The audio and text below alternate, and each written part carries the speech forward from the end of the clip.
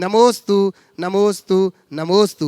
महाराज model town Jain समाज दिल्ली से राखी जैन का त्रिवार नमोस्तु निवेदित करती हुई पूछ रही हैं कि मुनिश्री, मेरी शंका यह है कि चैत माह में भगवान आदिनाथ प्रथम तीर्थंकर, भगवान महावीर स्वामी अंतिम तीर्थंकर व भगवान राम व हनुमान जी का सबका जन्म चैत माह में हुआ है। यह माह इतना पावन है, फिर भी इस माह में कोई शुभ कार्य क्यों नहीं करते हैं?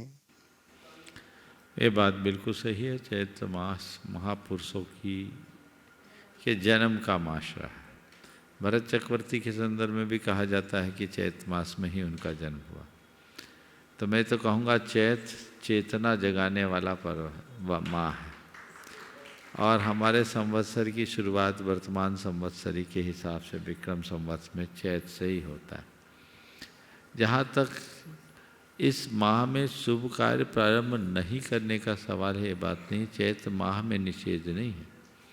ज्योतिष शास्त्र के अनुसार सूर्य 12 महीने में 12 राशियों में रहता है और जिस समय मीन राशि में सूर्य रहता है वो प्रायः 15 मार्च से 15 अप्रैल के बीच का समय आता है। इसमें कहा जाता है कि मीन का सूर्य जिस समय हो उस समय कोई खास कार्य नहीं करना चाहिए। पहले तो किसान लोग धरती पर हल भी नहीं चलाते थे। ऐसी लोक मान्यता थी कि इन दिनों धरती रजस्वला रहती। तो मीन का सूर्य जब होता है तब कोई अच्छा कार्य नहीं करने का विधान है। और मेष संक्रांति जो होती है 15 अप्रैल के दिन, उसके बाद शुभ कार्य विवाह आदि के संपन्न होते हैं। ये ज्योतिष का विधान है, पर ज्योतिष शास्त्र ये भी कहता है कि मनोबल से बड़ा कोई काम नहीं। हमारे जैन परंपरा के अनुसार सुमतिनाथ भगवान का भी जन्म और मोक्ष इसी में है। 3 के और भी बहुत सारे कल्याण है। चलिए। प्रमोद जी जैन पापड़ीवाल महावीर नगर दुर्गापुरा जयपुर से नमोस्तु करते हुए कह रहे हैं, गुरुदेव, जो परिवार 1 मिनट पहले गले लगाए हुए था, मरने के पश्चात परिवारजनों द्वारा यह कह दिया जाता है कि जल्दी करो नहीं तो रात हो जाएगी, यह जानने के बाद भी मन में विरक्ति का भाव आना आश्चर्य की बात। आश्चर्य ये तो है कि विरक्ति का भाव नहीं आ पा रहा है। हे भगवान, हमें ऐसा उपाय बताएं कि हमारे जीवन में विरक्ति का भाव कैसे आए। हमारे जीवन में विरक्ति का भाव कैसे आए? जब तक मोह भाव मंद न हो, विरक्ति का भाव नहीं जग सकता। सच्चे अर्थों में किसी के मरणोपरांत उसके दाह संस्कार की जल्दी इसलिए नहीं होती कि उस व्यक्ति से कोई लगाव है या हिंसा अहिंसा का कोई विचार है। ये सब केवल डर के मारे होता है कि कहीं सामने वाला लौट के ना आ जाए। व्यक्ति का मोह व्यक्ति से कम वस्तुओं से ज़्यादा होता है। और जब हम वस्तुनिष्ठ बन जाते हैं, हमारा मोह प्रबल हो जाता है, तो हमारी इस तरह की परिणतियाँ हो जाती। लोग कहते हैं कि किसी के मरने के बाद लोग उसके लिए रोते हैं। मेरी राय में ये सफ़ेद झूठ है। जो मर गया उसके बारे में कुछ नहीं कहते कि तुम्हारा क्या होगा, सब ये कहते तुम चले गए अब मेरा क्या होगा। तो अपने लिए रो रहे हो कि उसके लिए रो रहे हो? ये स्वार्थ परता और मोह भाव की अभिव्यक्ति है। जब तक ऐसे भाव बने रहेंगे, जीवन का पथ प्रशस्त कैसे होगा? इसलिए अपने भावों को प्रशस्त बनाए रखने के लिए बार बार जीवन के यथार्थ को समझना चाहिए। किसी ने बड़ी सार्थक पंक्तियां कही, दुनिया में रहने वाले क्या तुझको ये खबर है, 2 दिन की जिंदगी है, पल भर का ये सफ़र है। आँखों ने तेरे तुझको दिखाए कितने मुर्दे और कांधों ने तेरे तुझ पे उठाए कितने मुर्दे, फिर भी बना है अंधा जबकि तुझे नज़र है, 2 दिन की जिंदगी है, पल भर का ये सफ़र है। जानबूझ के अज्ञान बने हुए हैं। हम लोगों को तो बचपन में ही ये बात सिखाई जाती है, राजा राणा छत्रपति हाथिन के असवार, और मरना सबको एक दिन अपनी अपनी बार। पर ये बात भी लोग बड़े राग से बोल देते हैं। अंदर का वैराग जब तक जीवन के यथार्थ का बोध न हो तब तक नहीं जागता। इसलिए यथार्थ बोध, यथार्थ दृष्टि अपने भीतर उद्घाटित करनी चाहिए। आगे महाराज श्री निमित जैन बांसवाड़ा से नमोस्तु करते हुए पूछ रहे हैं, महाराज श्री क्या वस्त्रधारियों द्वारा प्रतिमा जी को सूर्य मंत्र दिया जा सकता है? भैया प्रतिमा जी को सूर्य मंत्र देगा तो कपड़ा पहना काहे को? सूर्य मंत्र निर्ग्रंथ मुनि ही दे सकते हैं। अगर आसपास किसी मुनिराज का सद्भाव न हो तो ऐसी विशेष परिस्थिति में कपड़े उतार कर प्रतिष्ठाचार्य मंत्र दे सकता है। पर प्रतिष्ठाचार्यों को कपड़े उतारने का विधान तो बताया, पहनने का नहीं बताया। ये जो लोग दे रहे हैं ये आगम के अनुकूल नहीं।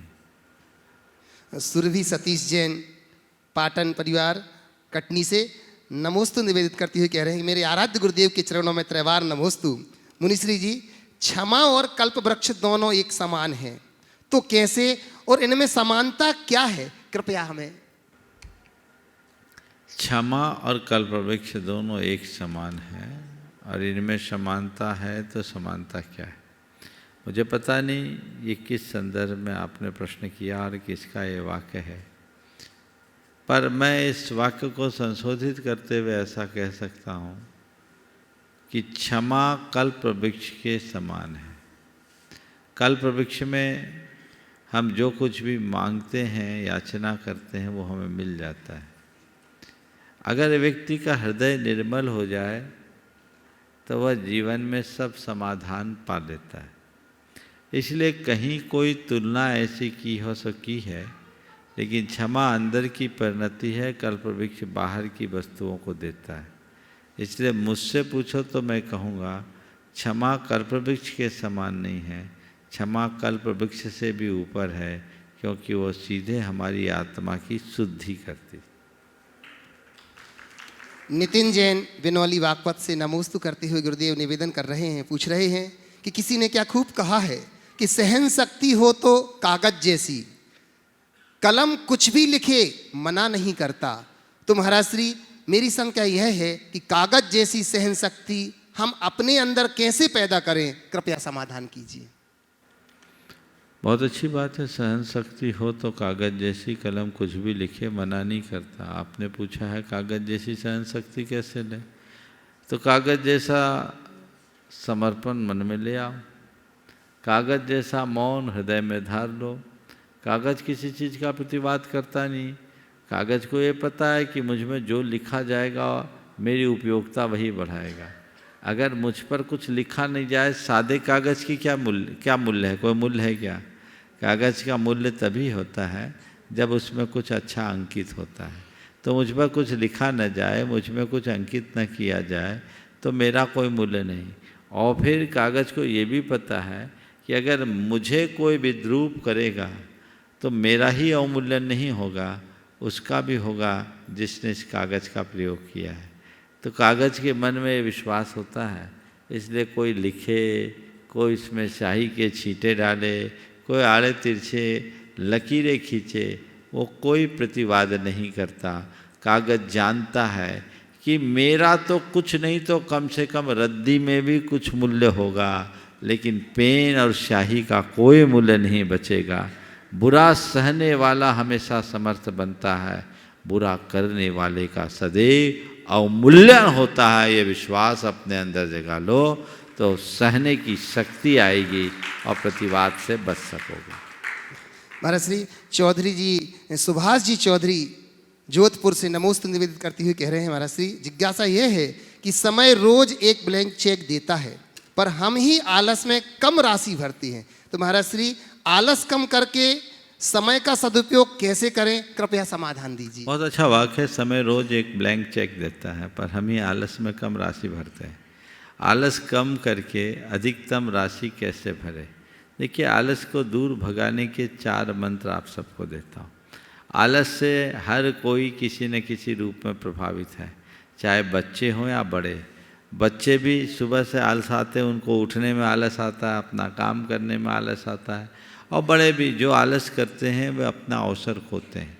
आलस से बचना है तो 4 बातें अपने जीवन में, अपने हृदय में अंकित कर ले, आप आलस्य से सदैव मुक्त हो जाएंगे। पहली बात, अपने कार्य के प्रति संकल्पित हो जाएं कि मुझे जो कार्य करना है वो करना ही है। संकल्प किसी भी काम के लिए हमें उत्साहित करता है। जब भी हम संकल्पित होते हैं तो लगता है ये काम करना है, और संकल्प नहीं, ठीक है कर लेंगे, नहीं करेंगे।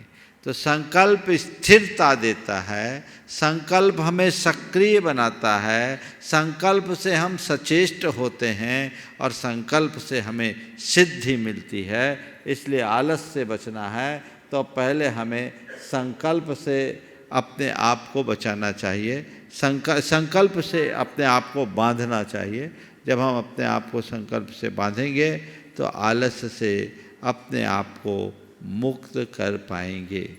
आलस्य से बचने का दूसरा रास्ता ये है कि रोज़ के अवसरों की समीक्षा करें। जो अवसर हमें मिला, दिन भर हमें अवसर मिला, उसका हमने लाभ उठाया या खोया। अगर हम इसकी समीक्षा करते हैं तो हमें समझ में आएगा कि एक अच्छा अवसर हमने खो दिया, काश हमने ये चूक नहीं की होती तो हमारे लिए लाभ मिल सकता था। तो ये समीक्षा, रोज़ की समीक्षा अगर व्यक्ति करे तो अपने आप आगे बढ़ सकता है। तीसरी बात, अपने आप को आलस्य से मुक्त करना चाहते हैं तो अपने लक्ष्य को सामने रखें।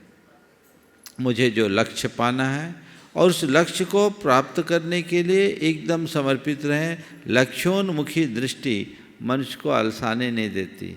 आज आप लोग यहाँ आए हो, मुझे बहुत सारे लोग वंदना करके भी आए होंगे, दूर दूर ठहरे होंगे, शरीर बोल रहा होगा थकान है, चलो अब क्या करना है, थोड़ा यहीं सुस्ता लो। लेकिन आप लक्ष्य बना कर आए कि आज हमें शंका समाधान में सम्मिलित होना ही है, तो आपके लक्ष्य ने आपको यहाँ तक पहुँचाया।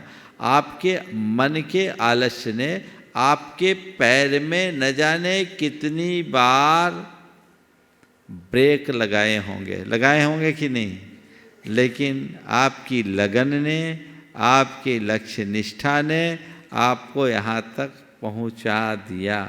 आप यहाँ आए तो संकल्प रखें, समीक्षा करें, लगनशील बने, लगनशील अपने लक्ष्य के प्रति समर्पित बन कर के रहें। आपका आलस्य आपके निकट नहीं आएगा। और आलस्य का कारण गरिष्ठ भोजन और ज़्यादा भोजन है। थोड़ा कम खाएं, हल्का भोजन लें तो इससे भी आलस्य दूर भागेगा। ये काम करे। और आलस्य से बचना है, अपने अंदर स्फूर्ति बनाए रखना है शारीरिक और मानसिक रूप से, तो सूर्योदय के पहले बिस्तर छोड़े, नियमित व्यायाम करें, शरीर में स्फूर्ति होगी। और अच्छा खान पान रखें, संतुलित भोजन लें तो आलस्य नहीं आएगा। लीजिए द्वितीय, अनिरुद्ध स्वाति सराफ विदिशा से। सकल दिगंबर जैन समाज विदिशा एवं समस्त सराफ परिवार की ओर से महाराज श्री के चरणों में कोटिशा नमोस्तु नमोस्तु नमोस्तु। महाराज श्री, आराध्य सूत्र की इन पंक्तियों का मैं अर्थ समझना चाहती हूँ। जो जो देखी वीतराग ने सो सो होसी वीरा रे, अनहोनी कभऊ न होती काहे होए अधीरा रे। वीतराग ने क्या क्या देखा तू क्या जाने वीरा रे, वीतराग की वाणी सुनकर हर ले भव की पीरा रे। बस इसी में प्रश्न है, इसी में उत्तर है। ऊपर के 2 पंक्तियों में प्रश्न है और नीचे में उत्तर है। समझ गए? इसलिए हम भगवान की ज्ञान के ऊपर अपनी बुद्धि को न छोड़े, भगवान के उपदेश को आत्मसात करें। भगवान के ज्ञान में क्या है इससे मुझे कोई प्रयोजन नहीं, भगवान की वाणी में क्या निकला हमारा प्रयोजन तो इसमें है।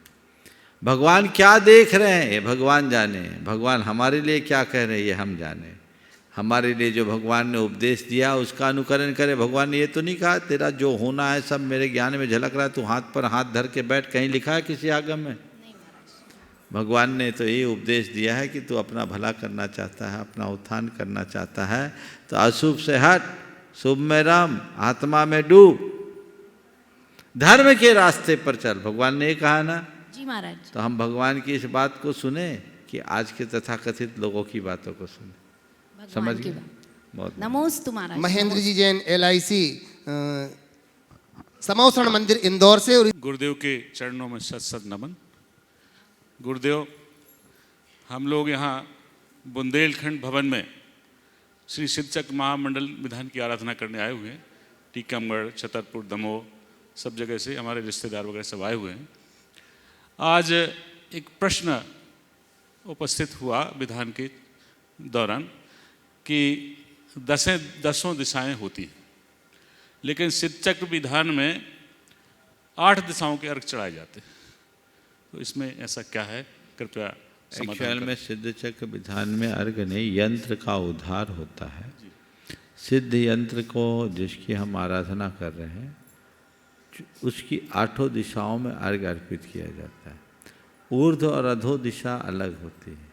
किसी चैतन्य को हम रखते हैं तो इसी धरती पे ही रहेंगे, तो ऊपर और नीचे का उससे कोई संबंध नहीं, इसलिए 8 दिशाओं में उसका उल्लेख होता है। गुरुदेव कोमल जैन महुआ से। नमोस्तु महाराज जी, नमोस्तु नमोस्तु।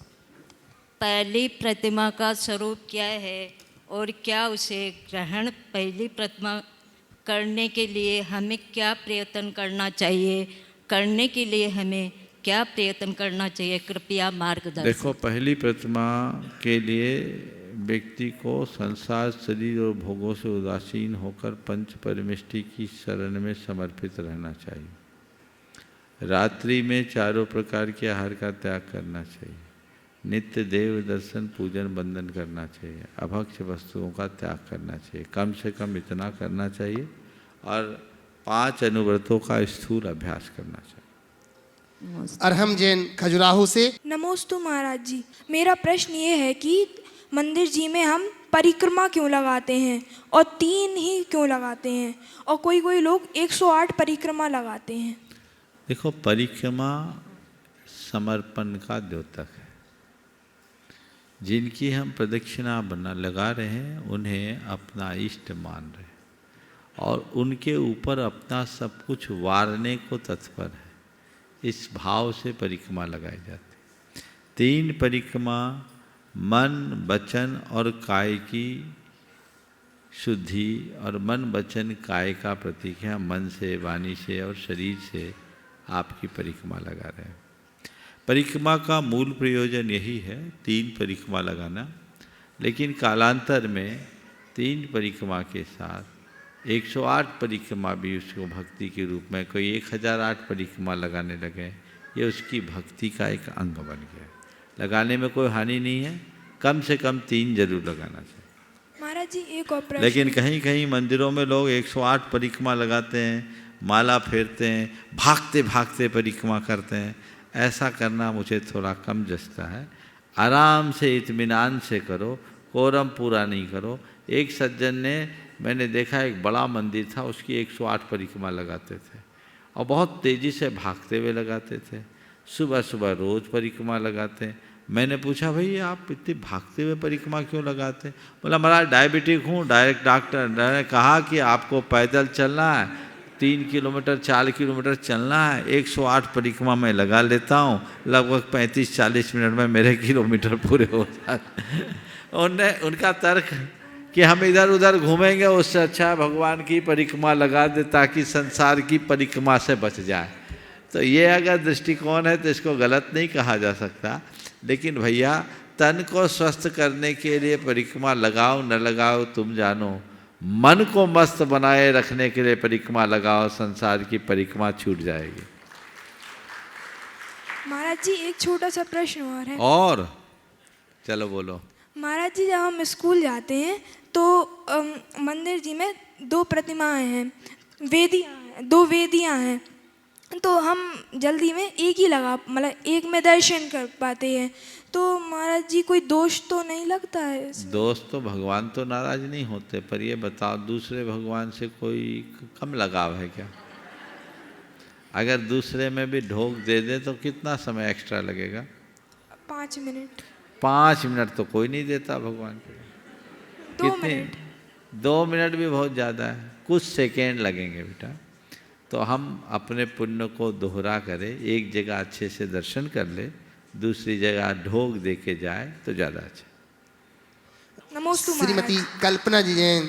परम पूज्य आचार्य श्री के चरणों में, सागर समाज मुनि श्री के चरणों में, सागर समाज की समूची सागर समाज की ओर से नमोस्तु नमोस्तु नमोस्तु गुरुदेव। नमोस्तु गुरु जी। मेरा एक प्रश्न ये है, पहले का समय था तो उस समय रूठे को मनाया जाता था, फटे हुए कपड़े को सिला जाता है, पर आज का समय ऐसा है कि न रूठे को मनाया जाता है न फटे को सिला जाता है। तो इस समस्या की, इस क्षति की पूर्ति कैसे की जाए? ऐसा है कि पहले लोग रूठे को मनाते थे, फटे को सिलते थे क्योंकि जुटे हुए रहते थे। आज लोग रूठे को मनाते नहीं, फटे को सिलाते नहीं क्योंकि वो टूटे हुए हैं। क्या बोल रहा हूँ? टूटे हुए हैं। जो अंदर से जुटा हो वो रूठे को मनाएगा, जो अंदर से टूटा है वो रूठे को क्या मनाएगा? अंदर से जुड़ो। परस्परता, प्रेम, आत्मीयता और बंधुत्व जैसे उदात्त मूल्य हमें अंदर से जोड़ते हैं। आज इन मूल्यों का घोर अभाव हो रहा है। इस कारण रूठ गया तो रूठ गया, और लोग टूट जाने देते हैं। अंदर से जुड़ा रहेगा तो कोई रूठा है तो मनाएगा। आज भी जिससे जुड़ा होता है पहली कोशिश होती है वो रूठे नहीं, और रूठ जाए तो टूटे नहीं, उसे मना लो, और मना भी लेते हैं। और कुछ लोग तो इसीलिए रूठते हैं कि कोई हमें मनाए, और रूठने के बाद कोई नहीं मनाता तो बड़ा बुरा हाल हो जाता है। हाँ, एक घर में एक महिला थी, बहू आई, थोड़ी गुस्सैल थी, बात बात में रूठ जाती थी। अब जब जब रूठती थी तो उसको मना लिया जाता था, लेकिन अब उसे उसका रोज का ही धंधा हो गया कि रूठे और मुंह फुला के बैठ जाए, बाद में लोग मनाए उसे किसी तरीके से। उसके इस व्यवहार से घर के लोग भी थोड़े परेशान हो गए। एक रोज सब ने आपस में तय कर लिया कि अब की बार ये रूठेगी तो कोई नहीं मनाएगा। अब वो रूठ करके घर से चले गई। सुबह से रूठ के गई कि अब कोई आएगा, घंटा आध घंटा में बुलाएगा। अब माँ बेचारी का उपवास हो गया, कोई पूछा ही नहीं। सुबह से शाम हो गई, अब शाम हो गई तो क्या करे? अब घर में भैंस घुसी, चर के आई शाम के टाइम में। अब जब घर में भैंस घुसी, उसने भैंस का पूंछ पकड़ लिया और कही, मैं कह रही हूँ ना मुझे मत ले जा, मुझे मत ले जा, मुझे मत ले जा मुझे मत ले जा, और पूंछ पकड़ के घर चले गई।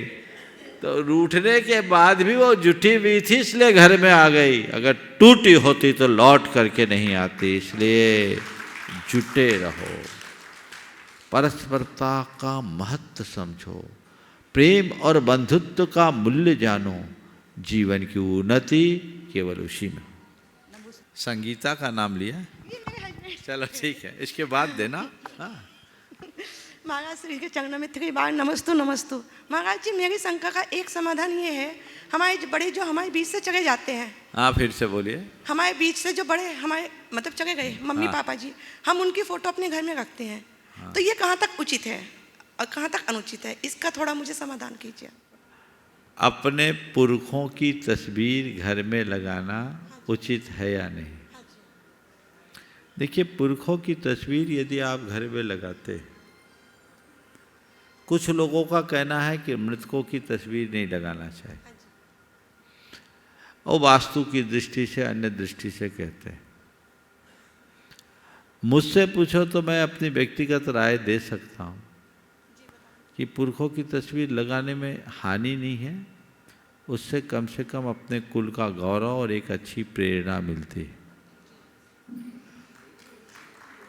और आप उनकी मृत अवस्था की फोटो मत लगाएं, आप उनकी जीवित अवस्था की तस्वीर लगाएं। ताकि आप जुड़े रहें, लेकिन उसे पूजे नहीं। उस तस्वीर को देखकर इस बात का एहसास अपने मन में जगाएं कि मैं इस कुल का व्यक्ति हूँ और मुझे इसके कुल के गौरव को बना के रखना है, तो इसमें हानि नहीं है। इस तरीके से रखा जा सकता है। नमस्ते हाँ, महाराज जी, नमस्ते। अब आप पूछ सकते चाहें तो। गुरुदेव के चरणों में बारंबार नमोस्तु नमोस्तु नमोस्तु। महाराज श्री, सुना जाता है कि नरक में जीव आपस में लड़ते रहते हैं। मेरी शंका ये है कि परिवार में भी जो मनुष्य आपस में छोटी सी जिंदगी में लड़ते ही रहते हैं, क्या उनके पुराने संस्कार होते हैं या उनकी मानसिक और शारीरिक कमजोरी होती है? मुझे नहीं मालूम पुराने संस्कार होते या नहीं, पर मैं ये मानता हूँ कि सब नरक जाने का पासपोर्ट बना रहे। अरे झगड़ता है वो नरक की झांकी प्रस्तुत करता है।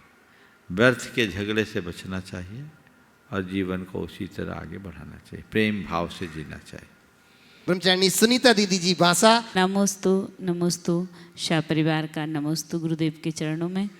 महाराज जी, हमारा अपना क्वेश्चन है कि जब हम लोग व्रती बने तब विदेश जाने का कोई क्रेज नहीं था और हम लोग संकल्पित भी नहीं हुए कि विदेश जाना है कि नहीं जाना है। 2 प्रतिमा गुरुजी ने दी, हम लोगों ने साहर से स्वीकार कर ली, लेकिन उसमें हम लोगों ने जब ये नहीं बांधा कि हम विदेश जाएंगे कि नहीं जाएंगे, सोना चांदी धन धान आदि का तो प्रमाण किया, लेकिन विदेश जाने नहीं जाने का प्रमाण नहीं किया। और अगर अब हम लोगों के मन में आता है कि एक बार हम विदेश के मंदिरों के दर्शन करके आएं, तो हम लोगों के व्रतों में दोष लगेगा या हम लोग जा सकते हैं, या इसके साथ में हम लोगों को क्या करना चाहिए? देखो, या कायदे से प्रतिमा लेने वाले को 12 व्रतों का नियम लेना चाहिए। 12 व्रतों में दिग्ग व्रत और देश व्रत भी है। पर ये बात सही है, प्रारंभिक दिनों में ऐसा बहुत कम होता है, लोग नहीं लेते। प्रतिमा ले लो सो प्रतिमा हो गई। 12 व्रतों का ख्याल रखना चाहिए। अगर हमने मर्यादा बांध ली है तब तो फिर कुछ औचित्य नहीं, और मर्यादा नहीं बंधी है और कोई अच्छा प्रयोजन है, धार्मिक प्रयोजन है, तो सामने वाले के विवेक पर निर्भर है। पर मन को संभाल लो तो ज़्यादा अच्छा है, क्योंकि एक बार विदेश का चक्कर लगता है तो देश में पैर कम रुक पाते हैं। नहीं नहीं, ऐसा नहीं करेंगे महाराज जी, लेकिन मन में ये विकल्प है, जाने का 2-3 बार अवसर मिला, लेकिन फिर सोच लेते क्या जाना। लेकिन अब जब से ये विजय भैया है ना, तो इनके चक्कर में अब मन करता है कि विदेश एक बार जाना है। हमने बोला ना, खतरा एक ही है कि विदेश जाने के बाद देश में पैर कम रुकते हैं। 11 तारीख की टिकट बनी भी है। चलो आगे लीजिए। और अब मैं शकुन दीदी जी से, व्रती दीदी शकुन दीदी जी से निवेदन करता हूँ। नमोस्तु महाराज जी। महाराज श्री, जब कोई बुरा कार्य करना होता है तो बुरा कार्य करना होता है तो संयोग तुरंत मिल जाते हैं, और वही अच्छा काम करने के लिए संयोग बड़ी मुश्किल से मिलता है, तो ऐसा क्यों? देखो, धुआं बहुत तेजी से उठता है, सुगंध धीरे धीरे फैलता है।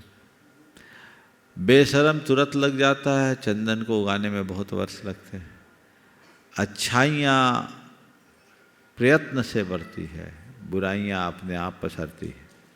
इसलिए अगर बुरे कार्य में लोग सहयोग दे रहे हैं तो कोई बड़ी बात नहीं कि कार्य ऐसा है। अच्छे कार्य में दिया गया सहयोग ही सहयोग। नमस्ते। लीजिएगा रविंद्र जी जैन देहरादून से। महाराज जी, मेरा कुछ प्रश्न अटपटा सा है।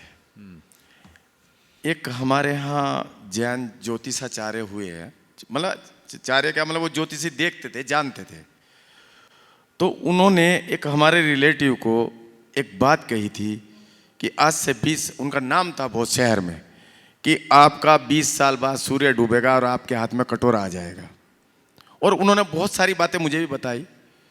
तो लगभग जो उन्होंने बातें कही थी, कितना ही धर्म किया उन्होंने, कितना ही कुछ किया, लेकिन वो बात टली नहीं।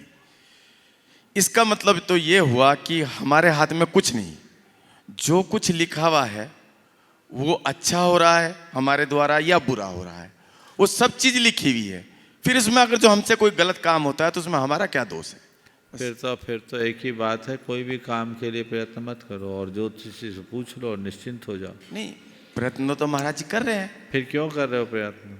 बस अच्छा हो जाए। जो अच्छा हो जाए, क्या होना होगा तब होगा, बुरा होना होगा तो बुरा होगा। तुम लाख अच्छा प्रयत्न करो, बुरा होना होगा तो बुरा ही होगा।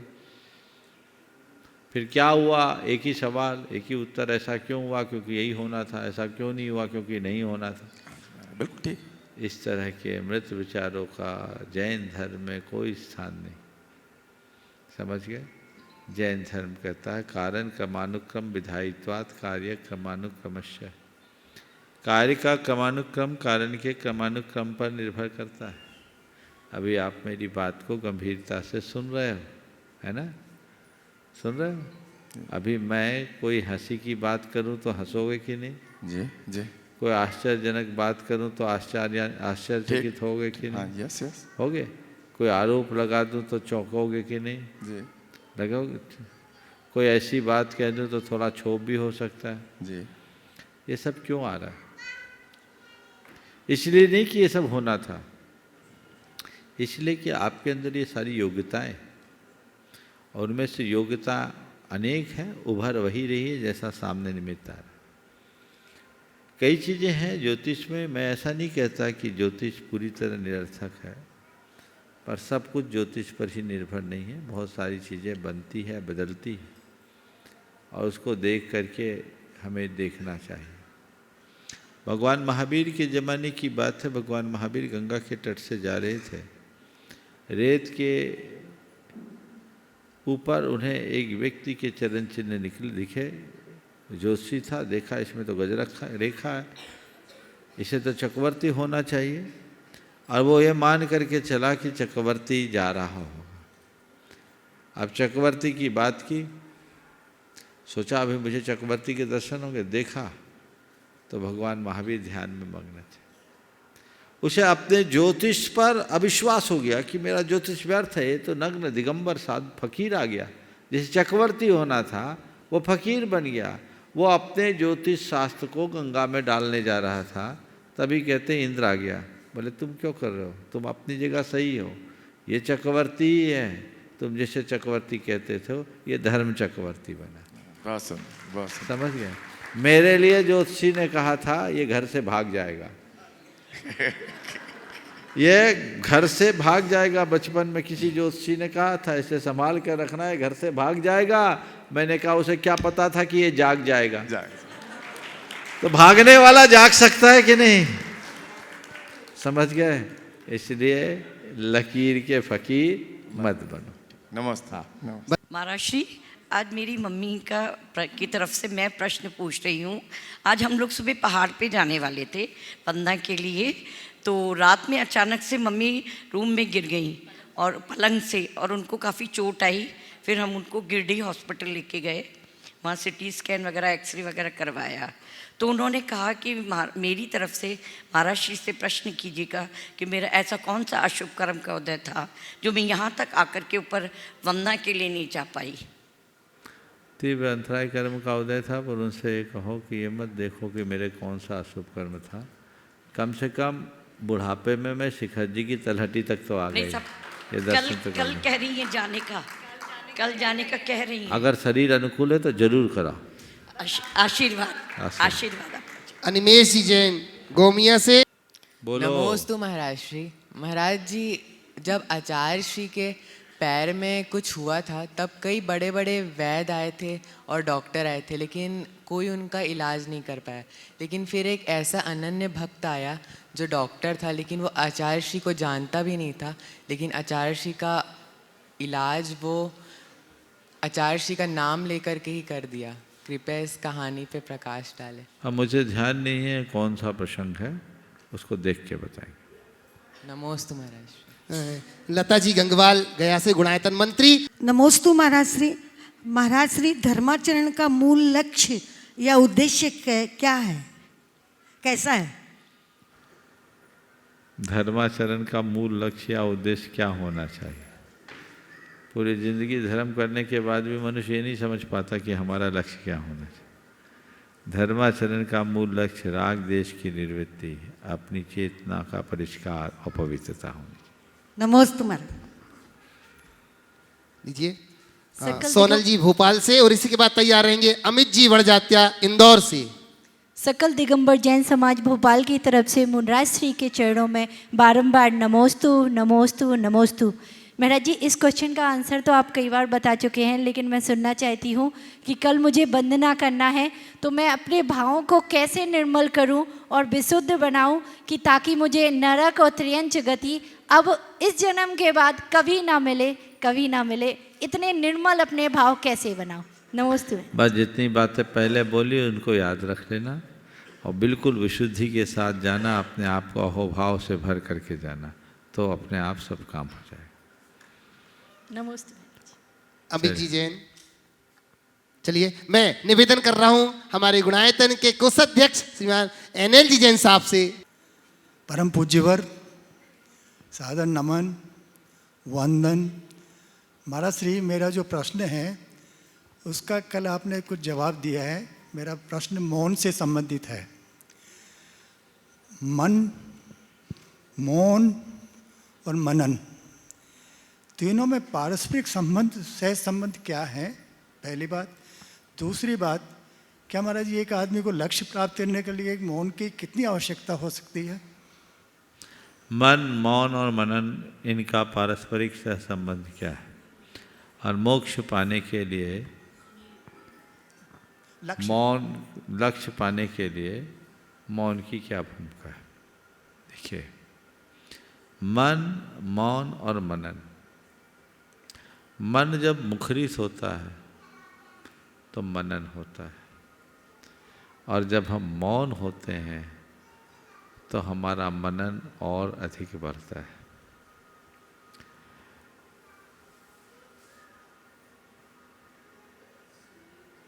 मौन केवल वाचिक मौन का अर्थ नहीं है। मौन का अर्थ केवल वचनों से चुप रहने का नाम मौन नहीं। मौन का अर्थ अपनी प्रवृत्तियों का रुक जाना, जिसमें शरीर, वचन और मन तीनों। जब हमारी बाहरी प्रवृत्तियां रुकती है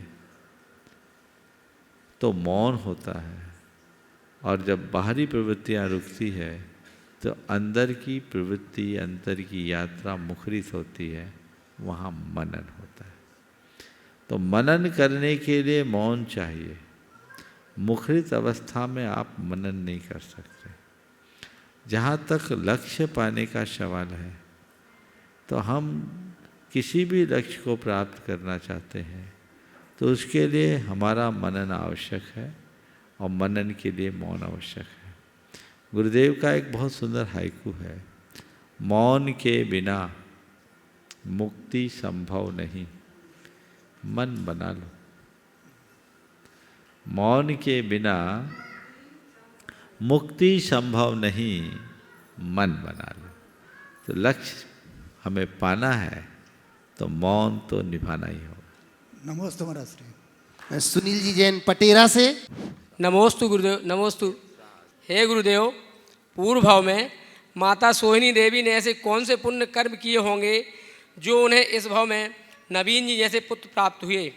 ऐसा पुत्र जो ना कि स्वयं कल्याण अपितु विश्व कल्याण हेतु शांति व अहिंसा का जयघोष फहराने, वैराग्य धारण कर पूजने प्रमाण सागर बने। कृपया मार्गदर्शन करें। नमोस्तु। ये सवाल मुझसे क्यों पूछ रहे हो? तो उन्हीं से पूछते।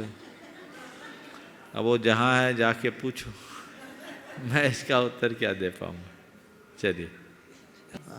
पूज्य श्री के चरणों में महाराज श्री लगातार लोग अपनी भावनाओं को रख रहे हैं। आज मैं कहना चाहूंगा महाराज श्री, आपके आशीर्वाद से Acharya Vidyasagar Digambar Jain charitable trust London UK वालों ने आपके ही आशीर्वाद से एक विशाल भूमि का क्रय कर लिया है, जिस भूमि में अब आपके आशीर्वाद से 24 का निर्माण होना है। महाराज श्री, आपसे निवेदन कर रहे हैं कि उन लोगों को ऐसा आशीर्वाद, ऐसा निर्देशन मिले जिससे कि शीघ्र ही वहां पर यह कार्य पूर्ण हो। अभी कल ही वहां पर अशोक जी पाटनी वो भूमि देखने के लिए अभी लंदन में है, वो गए थे वहां पर। महाराज श्री, कुछ परमिशन हम लोगों को परेशानी हो रही है वहां पर जिनालय बनाने की, वो पूरी हो जाए आपके आशीर्वाद से, उन्हें कोई निर्देशन आपका मिले, ऐसी मंगल भावना। देखिए, बहुत कई बार मैं इस संदर्भ में बोल चुका है। बड़ी प्रसन्नता का विषय है कि लंदन जैसे स्थल में भव्य जिनालय के निर्माण की रूपरेखा बनी है, पहले भूमिका बनी, फिर भूमि आई। अब भूमिका के बाद भूमि आई है तो मंदिर भी भव्य बन ही जाएगा, इसमें कोई संशय नहीं। और जहाँ तक अनुमति का सवाल है, अच्छे कार्यों में थोड़े विघ्न आते हैं, लगन बनाए रखें। बहुत जल्दी औपचारिकताएं पूरी होगी और मैं सभी को आशीर्वाद देना चाहूँगा कि अपनी औपचारिकताओं को पूरी करें। अशोक जी पाटनी का संदेशा मेरे पास भी आया था, वो भी बहुत उत्साहित हैं और समाज मिलजुल करके इस कार्य को अच्छा करेगी। मैं बहुत बहुत आशीर्वाद देता हूँ और मुझे उम्मीद है आप आपकी बार जा रहे हो तो ये समाधान पूरा करके ही लौटोगे। आज के इस सत्र को परम पूज्य गुरुदेव के चरणों में नमन अर्पित करते हुए मैं यहीं पर विराम दे रहा हूँ। बोलिए परम पूज्य आचार्य गुरुवर श्री विद्यासागर जी महाराज।